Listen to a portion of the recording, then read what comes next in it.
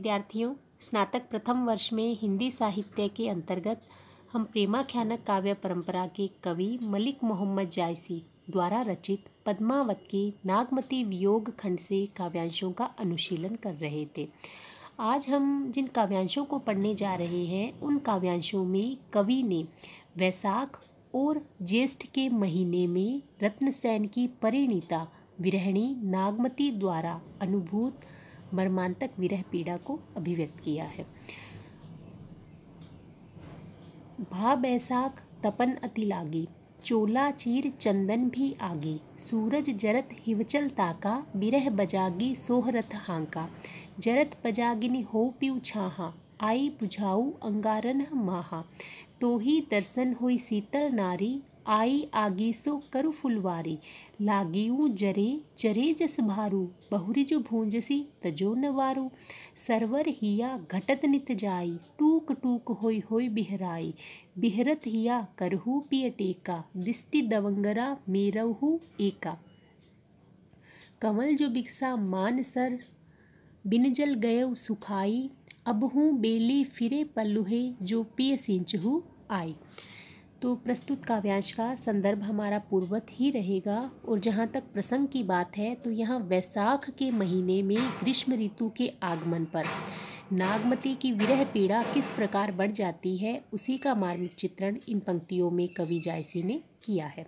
तो वैशाख के महीने में जब ग्रीष्म ऋतु का आगमन हो गया है तो नागमती कहती है कि वैशाख का महीना लग गया है। भा बैसाख तपनी अति लागी, चोला चीर चंदन भी आगी, कि अब तो वैशाख का महीना लग गया है, अब तो तेज गर्मी पड़ने लगी है और शीतलता प्रदान करने वाले समस्त जैसे शीतल रेशमी वस्त्र चंदन वे भी दाहक हो गए हैं, आग की तरह लगने लगे हैं। सूरज जरत हिवचल ताका, बिरह बजागी सोहरथ हांका। कठिन शब्दों का अर्थ हम साथ साथ बताते हुए चलेंगे। सूरज यानी सूर्य, हिवचल हिमालय, बजागी विरह बजागी विरह रूपी वज्राग्नि, सोह सामने, रथ यहाँ रथ से आशय जीवन से है, जीवन रूपी रथ। नागमती कहती है कि सूरज भी इस तीव्र गर्मी को सहन नहीं कर पा रहा है, अतः वह भी हिमालय की तरफ चला गया है। और हिमालय किस दिशा में है? उत्तर की दिशा में। कहने का आशय है सूर्य उत्तरायण हो गया है।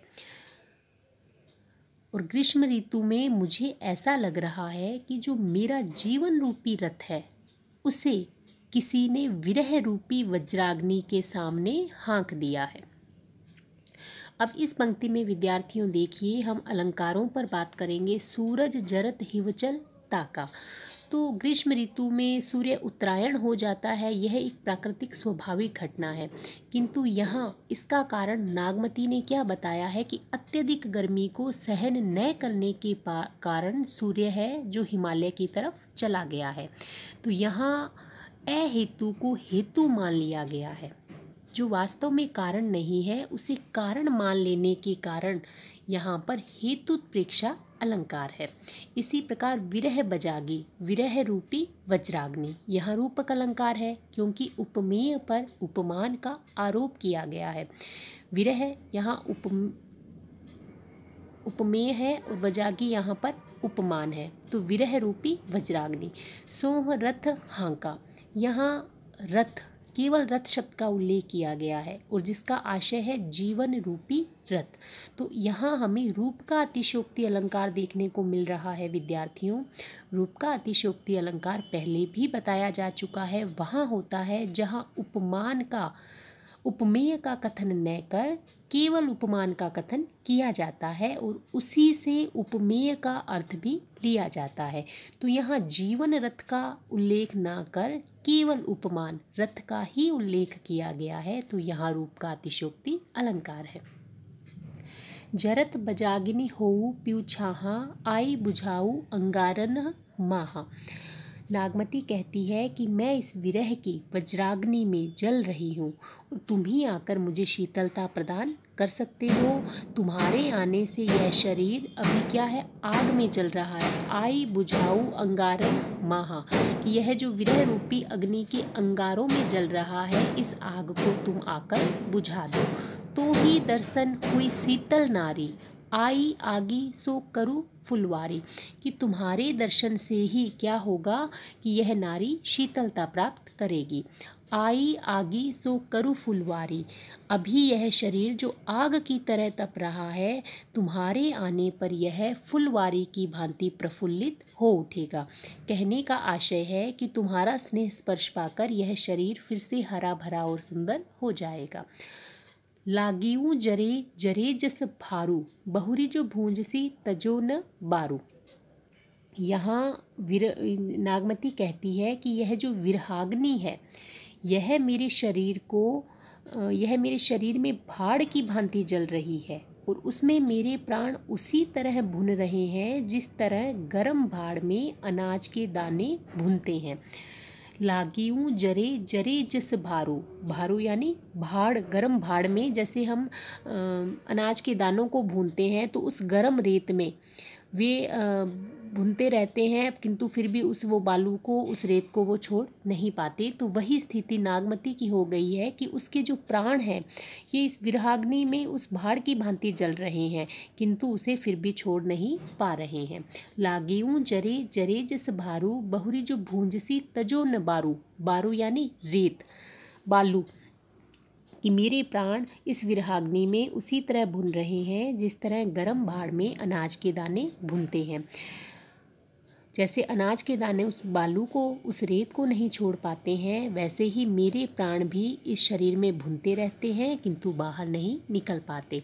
सरवर हिया घटत नित जाई, टूक टूक होई होई बिहराई।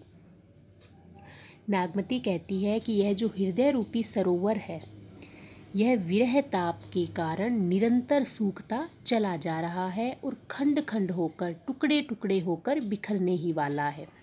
बिहरत हिया करहु पिय टेका, दिष्टि दवंगरा मेरहु एका, कि आप आकर नेत्रों से स्नेह रूपी वर्षा कर दो, स्नेह रूपी वर्षा की पहली फुहार छोड़ दो, तो यह सब मिलकर एक हो जाएगा, इसकी दरारें पट जाएगी। कमल जो बिकसा मानसर, बिंजल गए सुखाई, अबहू बेली फिरे पल्लुहे, जो पिय सिंचहु आई। आगे नागमती कहती है कि शरीर रूपी मान सरोवर में जो हृदय रूपी कमल खिला था, फिर से देखिए विद्यार्थियों, यहाँ हमें फिर से रूप का अतिशोक्ति अलंकार देखने को मिल रहा है। यहाँ केवल मानसर और कमल का उल्लेख है। कमल यानी हृदय रूपी कमल और मानसरोवर यानी शरीर रूपी मानसरोवर, कि शरीर रूपी मानसरोवर में जो हृदय रूपी कमल खिला था वह प्रेम रूपी जल के अभाव में सूखता जा रहा है। अबहू बेली फिरे पल्लुहे, पल्लुहे यानी पल्लवित होना, जो पिय सिंचहु आई, कि यद्यपि यह हृदय प्रेम रूपी जल के अभाव में सूखता जा रहा है, किंतु प्रियतम आकर इसे स्नेह रूपी जल से सिंचित करें तो यह हृदय रूपी कमल फिर से प्रफुल्लित हो जाएगा। यहाँ हम बात करें विशेष की, कला पक्ष की, तो वही विद्यार्थियों अवधि भाषा है, विप्रलंब श्रृंगार रस है, दोहा चौपाई छंद है। प्रतीकात्मक शैली देखने को मिल रही है यहाँ पर, और यहाँ प्रकृति का उद्दीपनकारी रूप भी देखने को मिल रहा है। अलंकारों की हमने बात की तो यहाँ पर हेतुत्प्रेक्षा अलंकार, रूपक अलंकार, रूप का अतिशोक्ति अलंकार, और लागियूं जरे जरे जस भारू, की जो मेरे प्राण है वह भाड़ की भांति भुन रहे हैं, तो यहाँ हमें उपमा अलंकार भी देखने को मिल रहा है। इसके साथ ही प्रकृति का जो सूक्ष्म निरीक्षण है वह इस अवतरण की एक प्रमुख विशेषता है।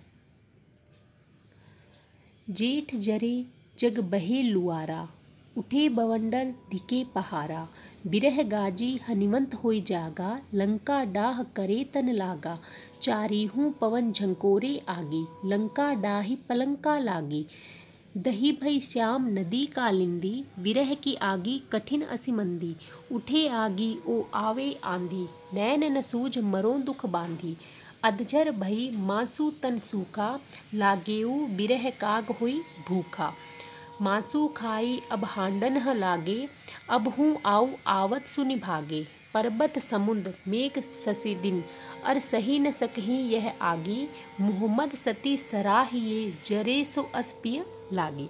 तो इन पंक्तियों में कविवर जायसी ने विरहणी नागमती की विरह व्यथा को जेठ के महीने में चित्रित किया है कि जेठ का महीना आने पर जब गर्मी की तीव्रता और अधिक बढ़ जाती है तो नागमती का विरह ताप भी और अधिक बढ़ जाता है। ऐसे में जो विरहिणी नागमती है जेठ के महीने में क्या अनुभव करती है उसी का मार्मिक वर्णन इन पंक्तियों में देखने को मिल रहा है।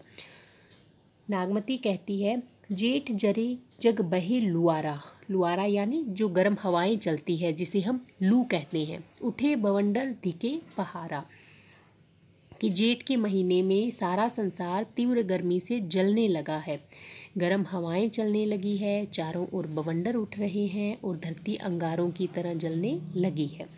विरह गाजी हनिवंत हुई जागा, लंका डाह करे तन लागा। अब यहाँ नागमती कहती है कि जो विरह है वह हनुमान की भांति जागृत होकर गरजने लगा है और इस शरीर रूपी लंका का दहन करने लगा है। यहाँ विरह पर हनुमान का आरोप किया गया है और शरीर पर लंका का आरोप किया गया है, यानी कि रूपक अलंकार है। चारिहूँ पवन झंकोरे आगी, लंका डाही पलंका लागी। हवा के झोंके चारों दिशाओं से आकर इस विरह अग्नि को और भी अधिक तीव्र कर रहे हैं और ये जो शरीर रूपी लंका को जला देने के पश्चात अब मेरी सेज पलंग को भी ये जो विरह रूपी अग्नि है यह जला रही है। दही भई श्याम नदी कालिंदी, दही यानी जल गई, श्याम यानी काली, नदी कालिंदी यमुना नदी, विरह की आगी कठिन असी मंदी। नागमती कहती है इस विरह अग्नि की प्रबलता के कारण यमुना नदी जल गई है और इसी के कारण उसका रंग भी काला पड़ गया है। तो यहाँ जो यमुना नदी है उसके काली पड़ने का कारण नागमती विरह अग्नि की तीव्रता को बता रही है। तो यहाँ हमें कौन सा अलंकार मिलेगा? हेतुत्प्रेक्षा, यानी यमुना नदी काली है इसका कारण विरह अग्नि नहीं है। अहेतु को हेतु मान लेने के कारण कि जो वास्तव में कारण नहीं है उसे कारण मान लिया गया है, तो यहाँ पर हेतुत्प्रेक्षा अलंकार देखने को मिल रहा है। विरह की आगे कठिन असी मंदी, विरह की यह अग्नि अत्यंत कठिन होती है और यह धीरे धीरे शरीर को जलाती रहती है। उठी आगे ओ आवे आंधी, नैन न सूझ मरो दुख बांधी। मेरे हृदय में विरह अग्नि धधक रही है, आंधी के झोंके उसे और भी अधिक तीव्र कर रहे हैं। अब तो मुझे नेत्रों से भी कुछ दिखाई नहीं देता है। इस प्रकार दुख के बंधन में पड़कर मैं बिल्कुल मृतप्राय हो गई हूँ। अधजर भई मासू तन सूखा, लागेऊ बिरह काग हुई भूखा। मासू खाई अब हांडा न लागे, अब हूँ आऊ आवत सुनी भागे। इन दोनों ही पंक्तियों में हमें विरह वर्णन में फारसी प्रभाव परिलक्षित हो रहा है। विद्यार्थियों, हमने पहले भी चर्चा की थी कि भारतीय परंपरा में जब विरह वर्णन किया जाता है तो मांस, रक्त इस प्रकार के दृश्य निषिद्ध होते हैं, इनका चित्रण, इनका उल्लेख नहीं किया जाता है। किंतु फारसी पद्धति में क्या होता है, वहाँ पर मांस, रक्त, हड्डियाँ इन सब का चित्रण विरह वर्णन के अंतर्गत किया जाता है। तो मलिक मोहम्मद जायसी के इन पंक्तियों में हमें वही फारसी प्रभाव देखने को मिल रहा है। नागमती कहती है अदजर भई मासू तन सूखा, कि मैं इस विरह अग्नि में जलकर आधी ही रह गई हूँ। मासू तन सूखा, मेरे शरीर का सारा मांस सूख गया है। विरह काल, लागेऊ विरह काग हुई भूखा, यह जो विरह काल है यह भूखे के समान इस शरीर को निरंतर खा रहा है। मांसू खाई अब हांडन लागे, कि पहले तो इसने क्या है सारा मांस खा लिया और अब यह जो विरह है मेरी हड्डियों को खा रहा है। अब हूँ आऊ आवत सुनी भागे, हे प्रिय तुम अब भी आ जाओ तो यह विरह तुरंत भाग जाएगा। पर्वत समुंद मेघ ससी दिन, अर सही न सकही यह आगी। मोहम्मद सती सराहिए जरे सो अस्पिय लागी। जायसी कहते हैं कि विरह की यह अग्नि इतनी अधिक तीव्र है कि इसे पर्वत, समुद्र, चंद्रमा, बादल, दिन, रात कोई भी नहीं सहन कर सकता। पर नागमती वह सती नारी है, मोहम्मद सती सराहिए, कि नागमती सती नारी है जो इस प्रिय के वियोग में इस भयंकर विरह ताप को सहन कर रही है। तो उस सती नारी नागमती की हमें सराहना करनी चाहिए। यहाँ हम कला पक्ष की बात करें तो वही अवधी भाषा, विप्रलंब श्रृंगार रस, दोहा चौपाई छंद और विरह वर्णन में यहाँ फारसी प्रभाव देखने को मिल रहा है। अलंकारों की हमने बात कर ही ली है, हेतु प्रेक्षा, रूपक अलंकार इत्यादि अलंकारों का प्रयोग यहाँ पर देखने को मिल रहा है। तो आज के वीडियो में विद्यार्थियों इतना ही। धन्यवाद।